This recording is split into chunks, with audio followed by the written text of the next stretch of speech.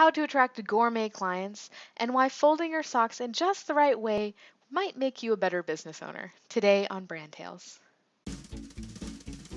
Brand tales, all your brand tales. Listen to how the greatest brands came to be. Hey there, and welcome back to Brand Tales. This is Holly Chantel, your host and the founder of the Land of Brand. And today we're going to share another brand tale with you from one of the top coaches in the industry. And every week we're going to be sharing these stories from your favorite coaches. And if you have anyone that you'd like to see me interview, please shoot me an email, holly@thelandofbrand.com. And please make sure that you do subscribe on iTunes or Stitcher or here on the blog. And you'll be getting reminders, resources, and all the things you need to stay up with the Brand Tales community. And we're appreciating all of the reviews that you're posting. We're reading them all and love to hear your feedback on how you think we're doing. So without further ado, we will be talking to Stella Orange. And Stella is just amazing. You guys are going to love her. She works with her students and helps them craft messages and stories in their own voice that move audiences while maintaining like a human touch and being quirky and just finding ways to really express your authentic self. That is probably the thing that I love most about her. And you're going to notice as we're talking that, if you follow the Land of Brand for a while, that this personality piece, Stella has nailed. And not only does she have it nailed, but she can nail it for her clients. So she is just an amazing person to work with. She has worked with New York Times bestselling authors, she's worked with million-dollar companies, and she herself has built a six-figure business in a very short amount of time. And when I say a six-figure business, I don't just mean that she brings in six figures of revenue, because that's usually what you're measuring that by, but she actually pays herself a six-figure salary, which is a huge differentiator when you're thinking about, what level of coach you're at.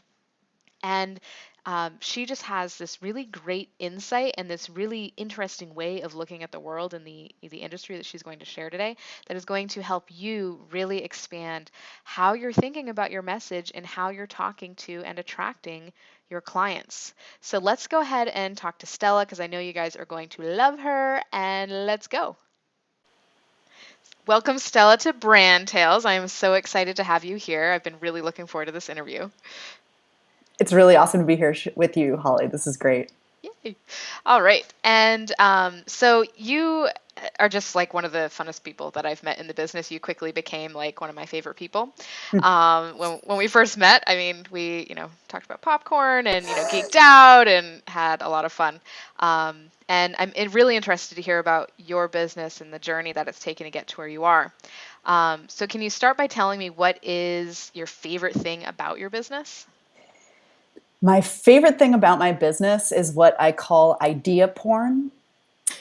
And idea porn is that because I'm a copywriter and copywriting teacher, what I get to do is help other people get their ideas out into the world and say them in such a way that they light other people up or light them on fire. And so I have this, I guess it's a closet fetish, right? Now I'm announcing it so you all know. But I tell my clients this all the time. I'm like, you don't understand. Like, you're talking to people about their money. You're talking to people about their speaking career. You're talking to people about like how they can get healthier. I love to absorb all those ideas. So it's kind of selfish. I love that. Like, your business is selfish. Like, you're paying me and I'm helping you, but yeah, but I get access to all awesome. of the like cutting edge ideas Right. about how to improve your life and make things better. Yeah. I hadn't even thought about that. That's true. You get a lot of industry knowledge that you can apply to yourself. I was going to say, you might have some access to some really yes. idea porn as well. Yes, I do. I will admit it. I am addicted to idea porn. Good. So that makes two of us. Awesome. Excellent. I'm glad I'm not alone in that. We're coming out of the shadows now. We'll start a support group. Yes. And so you've built this really successful copywriting business, which you don't see too many copywriters at your level. And I think a big part of it is who you are and your personality. But what would you say is your kind of the key to getting to where you are? What's the key to getting to where I am? Like, what about, what was your... I mean, so part of it is I think I didn't get off the roller coaster. I was actually thinking about this morning. I am a long distance athlete, and not like top performing, like super fast, but I have grit and tenacity. Like I was a long distance runner in high school. Um, I've ridden a bike across like Japan and the United States Wow. and Europe. And so I know in my body, I know what it is to go the distance and to keep hitting roadblocks and just figure your way out of them. So I feel like having that experience as an athlete translates to my business. So the first one is I haven't given up. So, like, that sounds That's a horrible, good but one. I think that's true. Like I haven't given up. And then secondly, I've really made decisions about how I like what programs I offer and what I choose to share about in my business. And those have been very personal decisions. Like I've invested at a high level, hiring mentors and coaches, and I really have taken advantage of the information that they've given me. But I run it through a filter Hmm. of my own sensibility, my own common sense. Right. And that did not happen when I started out, but the more I've advanced, the more I've seen how important that is, to really run it through my own filter and my own sensibility of what needs to happen and my own intuition and instinct. And I think that that's helped me create a brand and, dare I say, a cult following online of people that really resonate with me as me. And Right. so I do good work, but I'm doing it the Stella way. Hmm. And people say things like the Stella way, or I need some more Stella juju, or they'll refer me business and they'll say, like they'll push them over. Like my friend needs some Stella in her life. Like, Right. so part of it is just like, I had a grandmother who told me, like, if it's not fun, don't do it. Like when she would say goodbye to me, she would just say, goodbye, sweetie, remember to have fun. And I've really like taken that as a core tenet in my business. Hmm. And yeah, that seems to translate pretty well. Also, That's I'm awesome. I'm quirky, right? Like Right. I used to try to hide the quirk because I thought that I was really weird, and Weird Al is my favorite singer, and like I had this weird approach to things, and my clients are always telling me, "No, no, weird sounds bad." I don't mean weird in a bad way, but we all have these things that we're like, "Oh, if other people knew these about Hmm. me, they probably wouldn't like me very much." And it's like stay over from elementary school or middle school or what have you. Right. But that's actually the juice in your Right. business. Yeah. So like I like to tell people like let your freak flag fly. Yes. And I've let it fly. And so I'm using my business as like a vehicle for personal development and just Hmm. being okay with who I am. And yeah, that works really well for me. And for Right. most of us, I think. Right. Love it.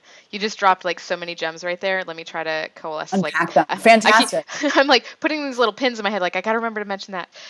So first, I want to start with you saying that you're paying gurus or mentors to give. I don't want to call them gurus. That was the wrong word. You're paying mentors and coaches and investing in your own business, but then you're running everything they're saying through your own filter. That right there is so important because I think so. This is like one of my like get on my soapbox moments. Oh, good. So many people hire or take courses or do books and then feel like they have to do like the cookie cutter what they're given. Like this is the blueprint. I have to follow this blueprint, and we end up creating these like cookie cutter businesses, and we all look the same. And that's like the whole point of a brand is to stand on your own feet and like be yourself. Which brings me to my next question for you.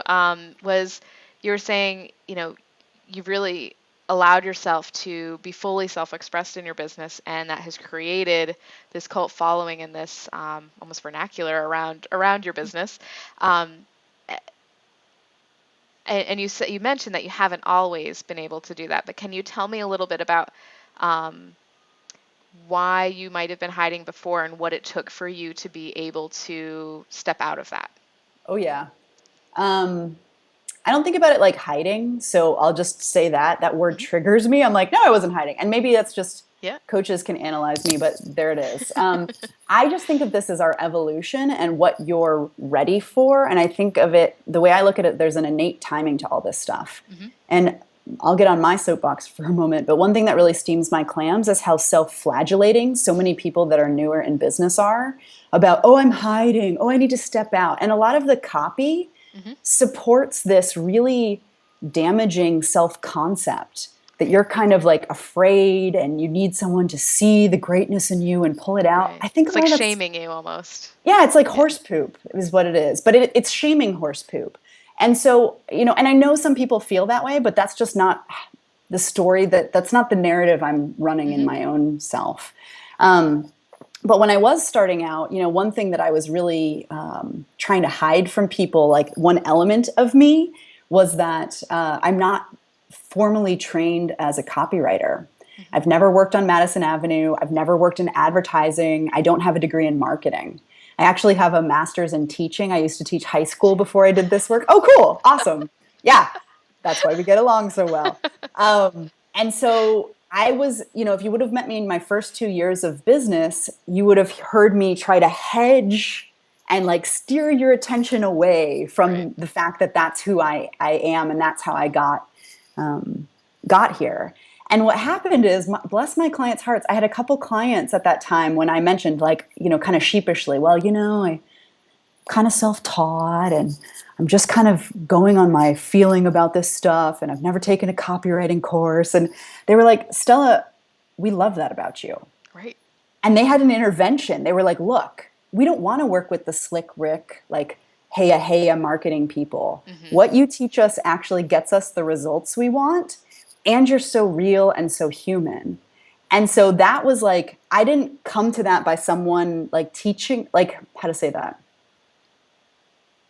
That was not a self-generated lesson. I did not come up with that discovery on my own. It was people that had already hired me and saw the value in what I was doing, reflecting my value back to me and me being like, oh, hello, this is actually a selling point. And so then I turned around and I was like, wait, if my people are coming to me because I'm not a slick marketer, I actually need to start using that in my talks Right. and in my copy and being like, hey, here's what sets me apart from other copywriters. I got into this business through the back door. And then I talk about my clients love the fact that I've been a teacher, I'm an adventurer, I look at business as an adventure, and whammo, like that became a new message, like a key message in my business, a key messaging point. And now I get people showing up to sales conversations quoting that back to me. Right. Well, I've talked to a lot of other copywriters, Stella, but I really feel like you've got something different. I really like that you've been able to create the results you've created by being so human and so real. Right. And that's how this stuff works. And it's like, I didn't even see that, but I have built relationships with my clients where they can tell me things and teach me things that takes my business to a deeper place and is actually helping me hone my message so that I really nail it. Yeah. I think that's true for all of us. Right. If you Yeah. listen. Exactly. And that's a good lesson from a copywriter to listen because what your clients are saying to you is really what you need to be saying in your copy, like literally word for word. Yeah. Yeah. I don't know if you do this, but I always interview someone when I'm writing a piece of copy. I always interview someone and then I literally take what they say and that's the sales page right there. Awesome. That's a great strategy. Absolutely. So yeah, that's sorry, I lost my train of thought there for a second. What you're saying is just it's so spot on. And again, just like some of the things that we downplay or don't think are important are so important, like the being self-taught.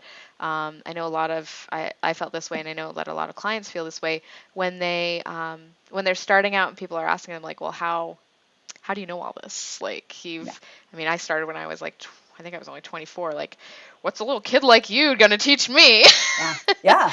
And it, when you have that ability and the intuition and the, ability to be that self-starter, it is a really good framework for you, and that is like a brand builder. So I love that you say that. Everything you're saying is like hitting just all these. I feel like a little pinball machine, like it's just hitting all the marks. Good.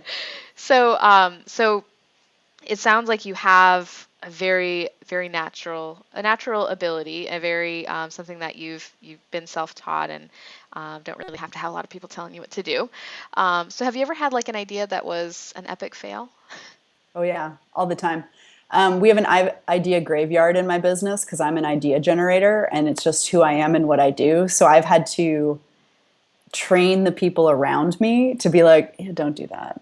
And so like I have the craziest ideas to name programs and like I'm launching a new program right now, and I was walking my dog this morning. I was like, I think I'm going to FedEx. It's about the difference between fast food marketing and gourmet marketing. And I was like, Hmm. I think I'm going to FedEx everybody a cheeseburger from a fast food joint in the first week of the program.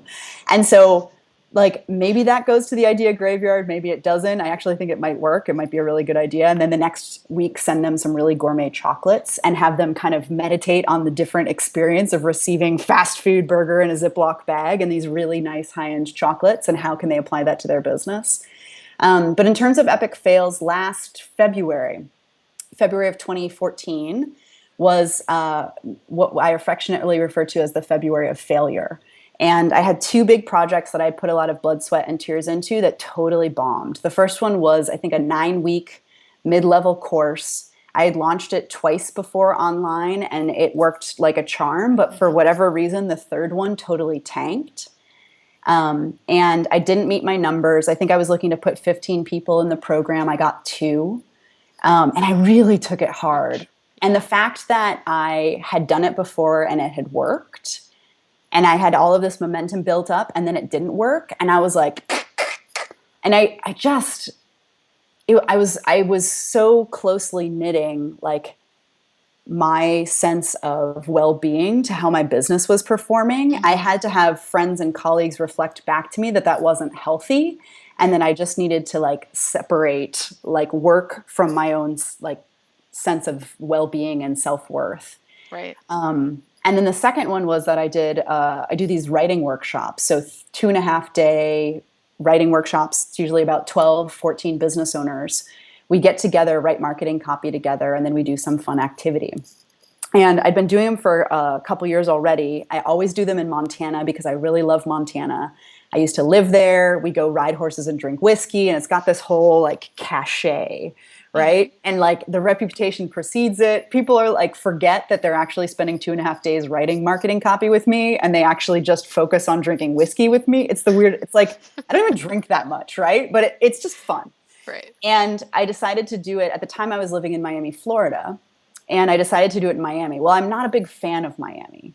And so it's really hard to sell something that you're like, yeah, this town is not actually that cool. Like, I don't actually want you to come.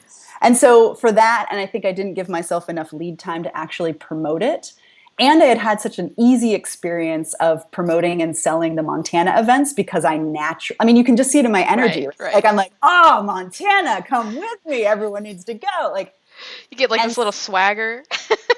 yeah, and just even saying like, come Right. ride horses and drink whiskey with me in Montana, like, Right. you know who you are. Like, some of you right now are like, she's my guy. I would do that. Yeah, exactly, Holly. That's how it works. It's like this undercover secret world thing. Like, we're communicating on a nonverbal level. Like, yeah, that's my deal.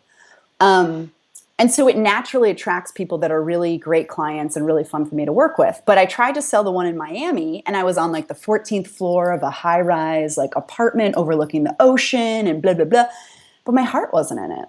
Right. And instead of getting 12 people, I got 3. And I hadn't learned the lesson that you need to read your contracts in hotel. Like, when you're doing a deal with a hotel, you need to read your contracts, and everything in the contract is negotiable. So I ended up on the hook, I think, for 10 empty hotel rooms over a 4-day period, and I had to pay the hotel like $4,500. Ouch. I was so angry at myself and so angry at the situation. Like, I remember going out on my balcony of my office and just like screaming at the top of my lungs. And I tried to negotiate, and of course they wouldn't give me my money back, and they shouldn't. That was a business deal. That was my $4,500 lesson. It's all negotiable. But that really stunk. February of failure. And, I had a pity party for a while, and I thought about it for a while, and I talked to some of my accountability partners about it, and they let me kind of lick my wounds and woe is me for a little while. And then I had a friend say, you know what I'd like to see for you? I'd like to see you sell out the rest of these writing intensives you do for as long as you want to do them. I was like, yeah. And that kind of started to create a little space to look into it closer and realize that there was the next opportunity. This wasn't the last time. Right. And then on my own, what I realized was that I had to recalibrate my relationship with failure. So I have been trained and raised as a high achiever, right? Like went to a great college, got a master's degree, like have done a lot of really cool stuff and like just am used to a standard of excellence in what I do. And when things don't go my way, I turn into a pouty 6-year-old. Well, look at that, like an area for personal growth, right? And I have this philosophy that running and growing a business is the most lucrative form of therapy that you can possibly have. You're actually getting paid to work on yourself and expand your own capacity to be a more evolved, more mature human being. And so I realized that I had some things that I needed to look into about myself. And I was like, all right, well, you know what? Maybe failure's not bad. What? Like, and we're trained in school. Like, you got an F, you got a D, failure, bad. And I'm like, no, and I'm a former school teacher. And I always used to hate grading because I think it sends kids the wrong message. Instead of, okay, what happened in this experience? What's the lesson you got? What will you do differently the next time? We say, fail. You're going to have to take this class again. Like, it doesn't make sense. So anyways, I thought about it and I rejiggered my relationship with failure. And I said, well, what if failure is just fuel? And what I began to notice was the more angry I got that this was happening to me, that I had this situation where I had to pay this money for hotel rooms that were empty and that I didn't get the numbers that I want and I was kind of embarrassed because I'm supposed to be this big fucking deal and I didn't perform like a big fucking deal. Once I let that kind of wash over me, then I was like, anger's gone, what's next? And I was like, yeah, I'm not gonna make the mistakes. I saw some mistakes, I saw some errors. I'm like, I'm not gonna do that again.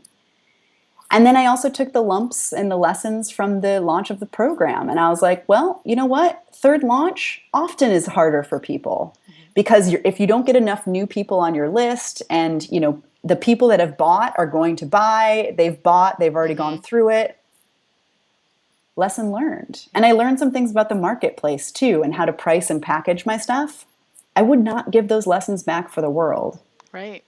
But I had to go through the failure to actually get those lessons. And I think that's the thing that I didn't realize when I was starting out, where now I'm just fierce about it. Like, bring the failure on because I know that that's going to unlock the next thing that I need to learn. And I was just telling a friend the other day, yesterday, I was saying, I don't know, it's not that I know how things are going to turn out anymore. Like, but I don't focus on measuring, like, if it goes my way or doesn't go my way, doesn't matter. I'm going to get what I need to keep moving forward, whatever the situation.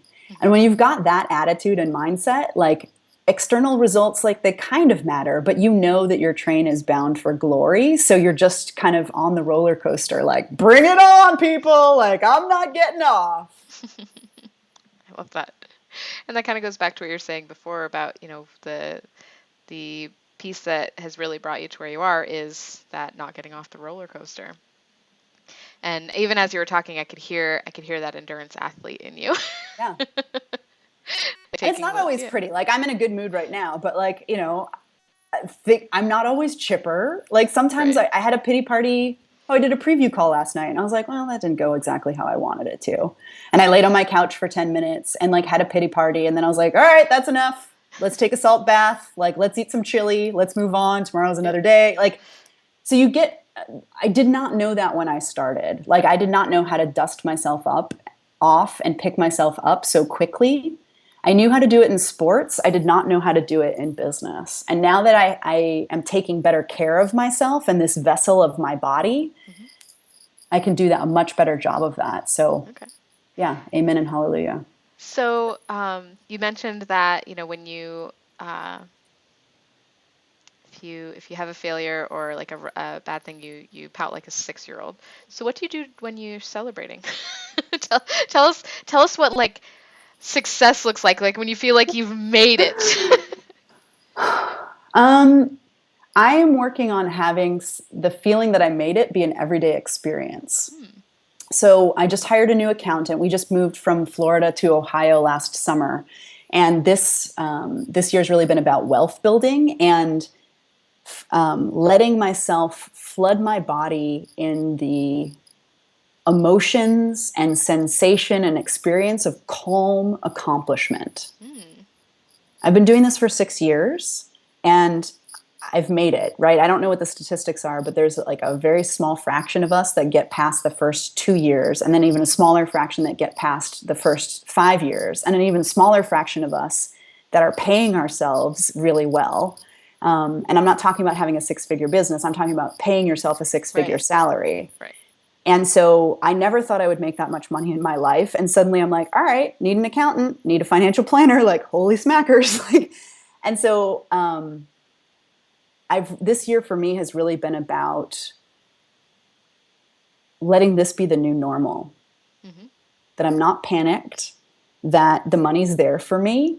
And now I get to educate myself of how I'm going to spend it. So like, it's these smaller moments. It's not like going to Vegas and buying like a magnum of champagne and just like being stupid in another zip code. It's, for me, it's like this week I had a conversation with my bookkeeper, and I'm in the process. I just paid off all my student loans for grad school in March. I paid off my personal credit card. I'm about to pay off the business credit card.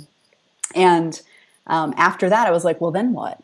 Like, why am I making money here? And I'm working on, we want to start a family. Like, we've got these personal goals. Both my boyfriend and I we're kind of late bloomers. So we're like, okay, what do we need to do? We don't think about money. So we're like, even harder. But I was talking to my bookkeeper on Monday or Tuesday, and I was like, I want to have 3 months of operating expenses in my business cash on hand. Mm-hmm. That's $57,000. And there used to be a time when that money would freak me out. That amount of money, I would be like, oh, what? Like, that's so expensive. That's not me. That's not my friends. That's not people I know. But I had this moment with my bookkeeper. It was just like a few seconds where I said that out loud, and we just both paused. And he said, Stella, when you have that $57,000 sitting in your checking account, cash on hand, that's going to feel really good. Right. And I just took that in, and there's $10,000 in that account right now. So I just have $47,000 to add. And I was like, it might take me 18 months, but I'm going to do it. And I'm not kidding. I took my dog down to the farmer's market last night, and I was walking across the street, and I was like, I'm a woman who's going to have 3 months of business operating expenses on hand in cash. And my posture changed, and just the way you move through the world is different. And so at this stage for me, that like 2-second silence that I shared with my bookkeeper was the celebration. Right. The crossing the street to the farmer's market last night, realizing that my countenance, my way of being in the world had already changed because I've got that on my to-do list. Right. Yeah, it changes the whole game. Oh man, and in such a lovely way. And so those are the celebrations for me. It's less of the like nitty gritty, how many people I get in the programs. Like I'm tracking that too, but what really inspires me and what I'm really challenging myself to do is to develop a bigger vision. Like what's the next 5, 10, 15 years looking like? And I've never really been in a position to think on that level before. So that's exciting. That's what awesome. I'm celebrating. Like, I don't have the answers, but I'm like, I'm going to have a 15-year plan. I will figure it out. Yeah. Oh, bring it on. I'm not getting off the roller coaster. Awesome. And so obviously you're very talented in your business and to get to where you are. So tell me, do you have any non-business talents that you could share? Yes. As we were talking about before this recording, I have an amazingly organized sock drawer. I read the book. I don't know if you guys have heard of the book, The Life-Changing Magic of Tidying Up. I would like to give testimony for that book. I read it this summer and then started a complete overhaul of folding all my clothes, which I have never done before. I'd never thought that was important. I thought that was a waste of my time as a CEO of a company. And I was like, oh, I don't need to do that. But now one of my most favorite moments in my week is folding my laundry. It's the weirdest thing. And so you're really good at it. And I'm really good at it. And we've been on a couple of trips this summer, and I'm now packing my suitcases in this style. She has a very particular style of how you fold your socks. And She kind of anthropomorphizes the stuff. And I'm kind of whimsical like that too. So she's like, well, after your socks have had a hard day of being on your feet, why would you ball them up to expand the outside elastic? That just causes them to continue to work when they should be resting. Instead, fold them in half and then fold them in half again and then stand them up on their edges. It is such a weird skill, but I am so good at it. So I will share with you and everybody that's listening and watching with us a picture of my sock drawer because it is a non-business talent that I have. That is awesome. Yeah, And wait till you see the pictures. I'm gonna have to pick up that book too. Yeah, highly recommend. And I was sharing this too before we got on the call. It also impacted my business.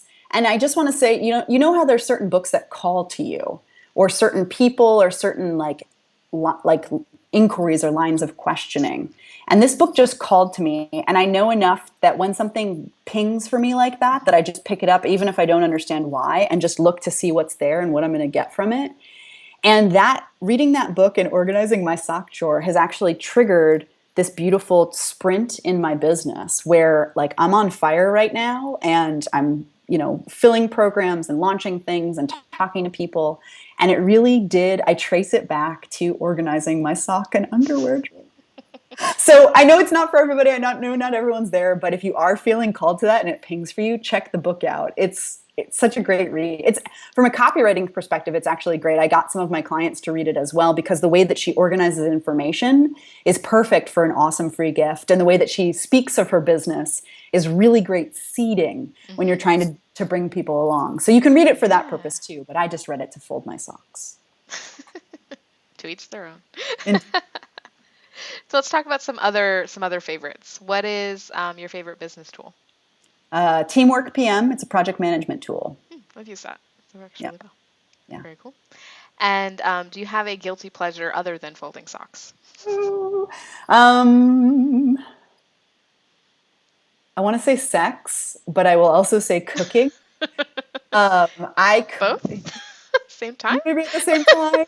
Not at the same time. We're not there yet. But I cook multiple times a week because it's my creative muse. And I find that I'm in front of my computer and in my head talking with people so much. Can you tell like I had taught elementary school kids at one point in Japan because I'm like pointing to the different body. Like I have been in my head. So I find that cooking gets me back into a sensual place, which improves the sex, of course. But like just the sensual experience of chopping garlic and smelling the ingredients as they saute. And yeah, I mean, do you have any favorite recipes that you can share? No, I'm weird. I'm a kaleaholic. So like, I just made green juice this morning. Like I'm in a launch, I'm doing all this stuff. I'm like building campaigns in Infusionsoft and writing a bunch of stuff. And I'm like, nope, got to get the Vitamix, like put the kale in with the cucumber and the ginger and then squeeze it through a nut bag. Like, and I'm not like an orthodox eater. Like I eat what I want. Like we had really good grass-fed beef chili last night, but oh yeah. And I've got a chocolate croissant sitting on my kitchen table waiting for me as well. So that's kind of how I roll. So my recipe is eat what makes your body happy and what can fuel the ascent of your business and you as a human being. Love that. Yeah. I've actually recently like started making food choices based on that. Like not what's going to make me feel good. Yeah. And it changed everything. Did it? What did you notice? Like what? Well, I noticed that. So like when I used to go to a restaurant, it would always be try what it was most exotic, or like try what I never had. Yeah, which I like to do, and I still try to try new things. But sometimes I would just feel like crap afterwards, and it's just like you're really doing that to yourself, and then you feel guilty about it. So I started to look at menus as what is going to make me feel really good right now. And depending on how you're feeling or what your day's like or what you're going to be doing, like that changes. So you're still trying new things, but it changes how you look at food, and you end up eating healthier for one, which is good. Yeah. Without like forcing yourself or feeling like you're limiting yourself. And a lot of that healthy food tastes good going down too. Like, yeah. I know not everyone, in the case of kale, like I know like my boyfriend doesn't like kale. I still sneak it in on him because I love him and want him to be around forever. But He thinks that we should do gene therapy. That's a conversation for another day. But I find that like a lot of times healthier, like fresher food just tastes better. Like for health reasons, 2 years ago, I had to go off dairy. I just couldn't process cheese, and I had no problem with it growing up or what before, but there was something about milk or cheese or dairy that just was not agreeing with my system. And a friend pointed it out to me, and she had some health coach training. And I was like, huh, all right. And I said, well, I just have a little bit of cream in my coffee every morning. She's like, that's a medical dose, Stella. She's like, just try it for a week and see if it makes a difference if you go cold turkey. And man, if it didn't ever. Like, I didn't even realize, I write a lot with health coaches and wellness professionals, and they talk about energy and brain fog. So I'm familiar with the language, but I didn't know it was happening in my own body. And I got off dairy for a week. I was such a clearer thinker. I had so much more energy, and my belly felt at peace. And I was like, no freaking way. And so now I don't need to eat like that anymore. Like, we've got cheese in the house, and I'll eat, if I feel moved, but it's a controlled substance. And I'm doing the same thing as you. Like, what's going to give me energy and what's not going to make me feel bad? And there's no like, shame on you or good food, bad food. But like, if I eat something that's super fried or decadent, like if I don't feel well, I'm like, well, you knew that you were going to do that to yourself. Like, it was worth it. Yeah. and then there's always that was not worth it. And noticing, like, and you've got that inner voice that's like, that was worth it. That totally was not. And oh, well, get them next time. And what can you learn? Right now, I'm still like, I'm super into coffee right now because I've been like hanging out with people in the summertime. So eventually I'll quit coffee. But for now, who cares? It's fun. So I have one last question for you. Yes, ma'am. If you were a fairy tale character, what or who would you be? I don't know fairy tales very well, but I will say that I once went to a wedding. One of my best friends got married years ago in Montana, and they had a mythical costume wedding. That's so cool. The mountains of Montana. It was the coolest wedding I had ever been to. And there was a woman there, dressed as a multiple orgasm, which I thought was hilarious. And then there was like Harry Potter and what were some of the other myths? Oh, her dad was dressed as the bride of Frankenstein. Her mom was dressed as a pregnant Virgin Mary. Like, it was that kind of wedding. And so they're just, her husband's an actor. And so I just knew it was going to be a really fun group. So my mythical costume was penis envie. What is that? Penis envy. So I dressed as a French woman, and I just made all of these like Oedipal and, references to the male member. And I think that's what I would be. I'm big on mischief and having a good time. So, penis envie. Oh. I think it's a myth. I love that. I used to come up with names like that. Like for, I had a character once that was Eek Help Me. Where did you go with Eek Help Me? Eek Help Me. I'm about to reveal some nerdiness here. I used to do like role playing and stuff, and it was my wizard character. You a LARPer? No, I wish. Where I lived, I lived back in the woods, and there was no LARPing. But I had wished I was.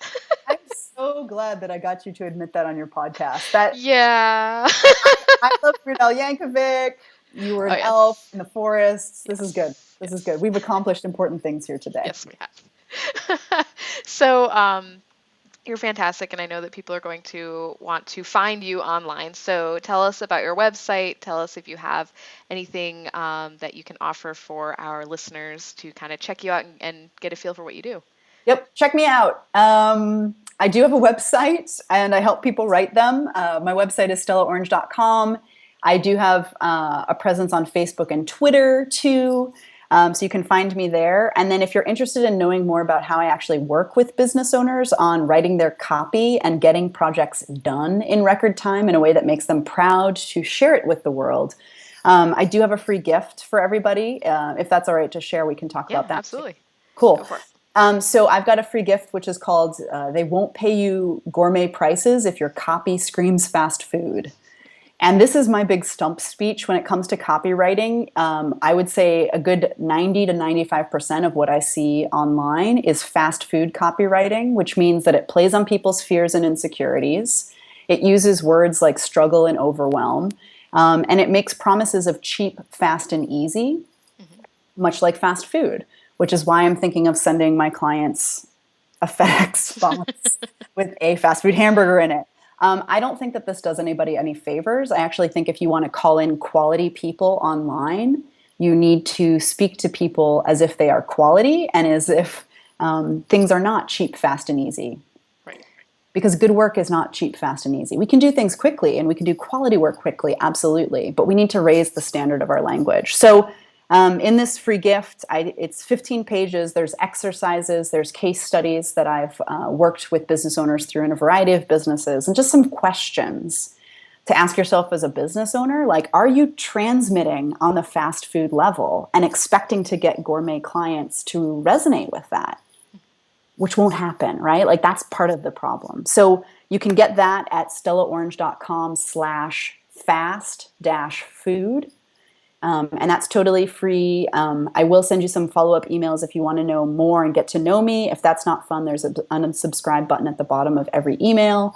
I am a big fan of not spamming people. And also, I know that many of you are in inbox overwhelm. It is never my intention to add to that. So if I add value to your life, stay on the list.